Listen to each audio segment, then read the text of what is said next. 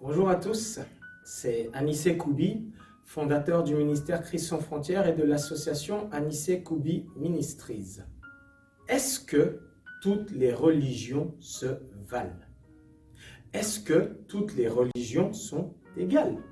Nous sommes en 2021 et la population mondiale est estimée à environ 7,8 milliards d'individus. Sur ces 7,8 milliards d'individus, la première religion dans le monde est le christianisme qui compte environ 2,5 milliards d'adeptes. La deuxième religion est l'islam qui compte à peu près 1,8 milliard d'adeptes partout dans le monde.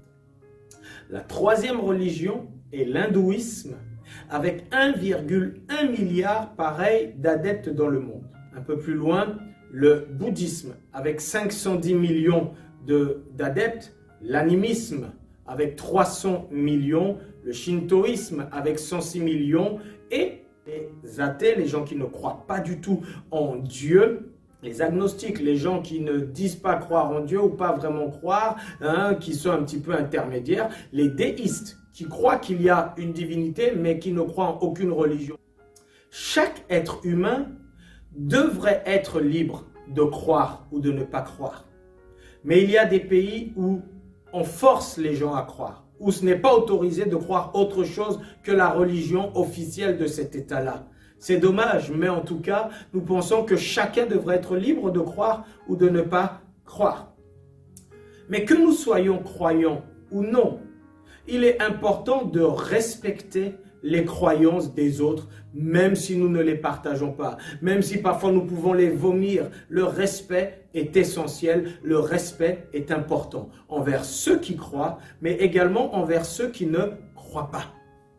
Mais avant de poursuivre, j'aimerais vous inviter à vous abonner à ma chaîne et vous découvrirez la foi véritable en ce Dieu auquel je crois et qui transformera vos vies. Et si vous voulez recevoir ou être alerté de toutes les publications que je ferai à l'avenir, cliquez également sur la petite cloche, comme ça vous ne manquerez rien de tout ce qui sera publié sur ma chaîne YouTube. Certaines religions, par exemple, croient en la réincarnation. Le fait que lorsqu'une personne meurt, elle peut se réincarner, pas forcément dans un corps humain, mais ça peut se réincarner dans un corps animal, se réincarner dans un corps végétal, mais en tout cas, croit qu'une personne peut revenir, même si c'est sous une autre forme de vie. Ce que la Bible enseigne dans Hébreux chapitre 9, verset 27, c'est qu'il est réservé aux hommes de mourir une seule fois, après quoi vient le jugement. Moi, par exemple, je ne crois pas du tout en la réincarnation. Mais je respecte ceux qui y croient. Mais moi, ce que je crois, c'est ce que la Bible enseigne. Et la Bible m'enseigne qu'il est réservé aux hommes de mourir une seule fois. Les principaux dieux dans l'hindouisme, je peux citer Brahma, qui est le dieu créateur dans l'hindouisme, Vishnu, qui est le dieu préservateur, Shiva, qui est le dieu destructeur, Parvati, la déesse qui est l'épouse de Shiva, et enfin Ganesh, le dieu à tête d'éléphant, qui est le dieu protecteur. 330 000 divinités dans l'hindouisme, messieurs, dames. J'ai eu à voyager en Inde et c'est impressionnant. J'ai été dans un temple où les gens vénéraient des souris, par exemple. On ne mange pas de bœuf là-bas parce que le bœuf est une divinité. Dans certaines religions, l'homme peut par exemple avoir plusieurs femmes. Dans d'autres religions, ce sont les femmes qui peuvent avoir plusieurs maris. Dans certaines religions, on peut prier l'être divin au travers de statues. Dans certaines croyances, on peut prier les anges, on peut prier les morts. Il y a de bonnes valeurs dans toutes les religions. Il y a des valeurs que j'apprécie énormément dans le bouddhisme, qui au demeurant n'est pas présenté comme une religion, mais la philosophie bouddhiste, elle est très intéressante. Le christianisme tire son nom de Christ. Il y a la racine Christ. Jésus-Christ est une personne. Jésus-Christ n'est pas une religion. C'est de lui qu'est issu le christianisme. Mais Jésus n'est pas venu sur terre pour fonder une religion. L'homme en a fait une religion. L'homme a ajouté des rites. L'homme a ajouté des préceptes. Mais Jésus-Christ n'est pas venu pour bâtir une religion. Jésus est venu établir entre Dieu et l'homme une relation. À la différence de toutes les religions où l'homme doit aller vers Dieu, dans le christianisme, c'est Dieu qui est venu vers l'homme au travers de Jésus-Christ. Si vous cherchez une religion, oh, il y en a des tas. Des divinités, il y en a des tas. Vous en trouverez de tous les goûts. Vous aimez des religions où ça bouge, vous en trouverez. Des religions où c'est calme, vous en trouverez. Mais est-ce que la religion est ce dont l'homme a besoin? L'être humain est un être social. L'être humain est un être relationnel. L'être humain a besoin d'une relation et non pas d'une religion. Et Jésus-Christ est venu pour nous donner une relation avec Dieu et non pas une religion. Et ça, c'est différent. Vous ne le trouverez pas dans toutes les religions. Dans l'évangile de Jean, chapitre 14, versets 8 à 11, un des apôtres de Jésus va lui poser cette question. Philippe lui dit, « Seigneur, montre-nous le Père, et cela nous suffit. » Jésus lui dit, « Il y a si longtemps que je suis avec vous, et tu ne m'as pas connu, Philippe. Celui qui m'a vu a vu le Père. Comment dis-tu, montre-nous le Père? Ne crois-tu pas que je suis dans le Père, et que le Père est en moi? Les paroles que je vous dis, je ne les dis pas de moi-même. Et le Père qui demeure en moi, c'est lui qui a fait les œuvres. Croyez-moi, je suis dans le Père et le Père est en moi. Croyez du moins à cause de ses œuvres. » Voilà que Jésus-Christ dit à ses apôtres que si vous m'avez vu, vous avez vu Dieu le Père. Le Père est en moi, je suis dans le Père et les œuvres que je fais en attestent. Jésus-Christ connaît Dieu et il peut nous introduire dans cette relation avec Dieu que nul ne peut faire. Aucun des prophètes, ni Mahomet, ni Bouddha, ni Christ, et personne n'a pu dire, affirmer les choses que Jésus a faites. Jésus a dit dans Jean chapitre 14, verset 6, « Je suis le chemin, la vérité et la vie. Nul ne vient au Père que par moi. » Ce n'est pas un prêtre qui le dit. Ce n'est pas un pasteur qui le dit. C'est Jésus-Christ lui-même qui dit qu'il est le chemin, le seul chemin. Il n'a pas dit « je suis un chemin ». Il a dit « je suis le chemin ». Il n'a pas dit « je suis une vérité ». Il a dit « je suis la vérité et la vie. Nul ne vient au Père que par moi. » Vous pouvez choisir d'y croire ou de ne pas y croire. Mais ces paroles sont sans équivoque. Je ne sais pas si vous croyez en Dieu.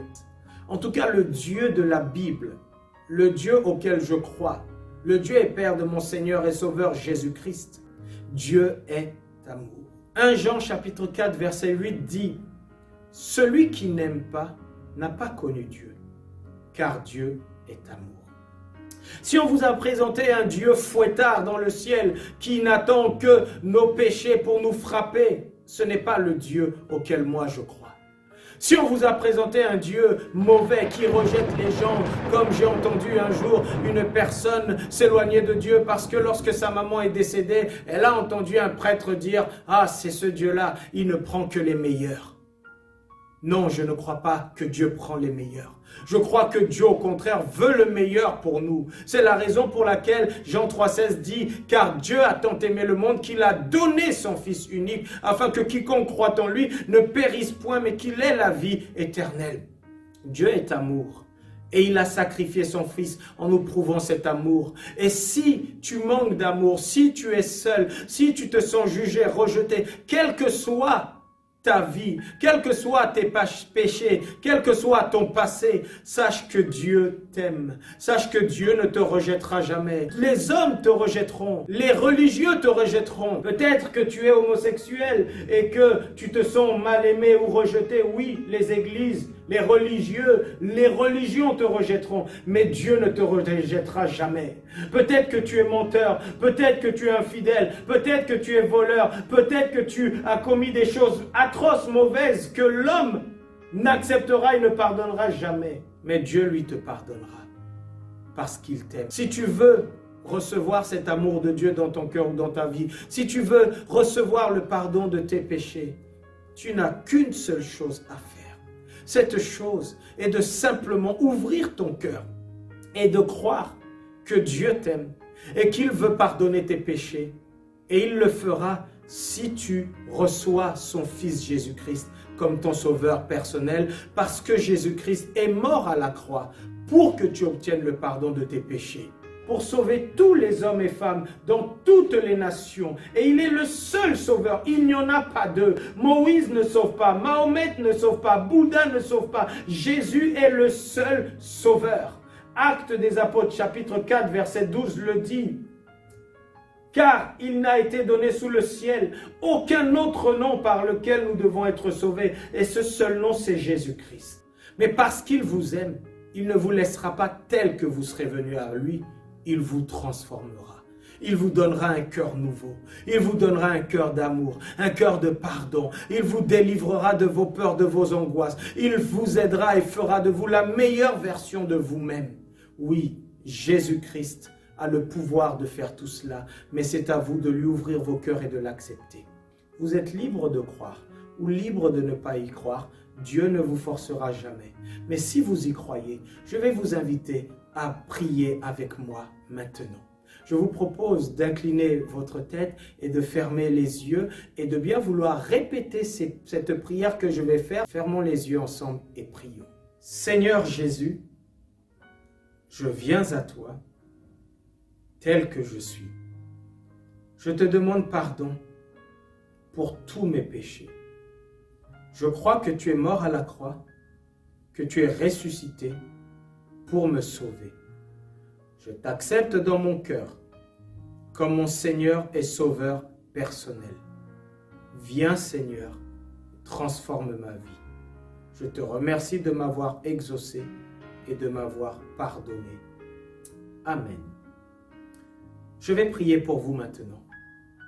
Seigneur, je prie pour toutes ces personnes qui de près ou de loin ont ouvert leur cœur, ont cru en ta parole et ont accepté Jésus-Christ, ton Fils, comme leur Seigneur, leur Sauveur personnel. Je prie que là où ils sont, ta main les touche au nom de Jésus, que ta grâce descende dans leur vie. Je veux prononcer sur la base de ta parole le pardon de leurs péchés et la délivrance de l'emprise des ténèbres sur leur vie. Je prie pour une vie nouvelle, pour une vie libre de tout péché, pour une vie libre au nom de Jésus-Christ de Nazareth des conséquences de leurs péchés passé. Merci Seigneur pour tout ce que tu fais dans leur vie. Bénis-les. Au nom de Jésus-Christ, nous avons ainsi prié. Amen. Voilà, si vous avez fait cette prière, sachez que vous êtes maintenant des enfants de Dieu. Il vous reste à faire une chose, c'est de grandir dans la foi. Parce qu'un enfant a besoin de nourriture pour grandir. Je vous encourage donc à essayer de vous rapprocher d'une église dans laquelle vous pourrez communier avec d'autres personnes. Si vous ne savez pas vers quelle église vous tournez, vous pouvez nous écrire, nous envoyer un message aux adresses qui apparaissent sur l'écran. Nous nous ferons un plaisir de vous recontacter. Et si vous êtes en région parisienne et que vous cherchez une église, eh bien, pourquoi pas nous rejoindre? Ce sera avec plaisir que nous vous accueillerons et que nous vous aiderons à grandir dans votre foi. Restez connectés sur cette chaîne, de très nombreuses vidéos arrivent et vous allez voir beaucoup de vies transformées et je compte sur vous pour le partager également. À très bientôt. Shalom.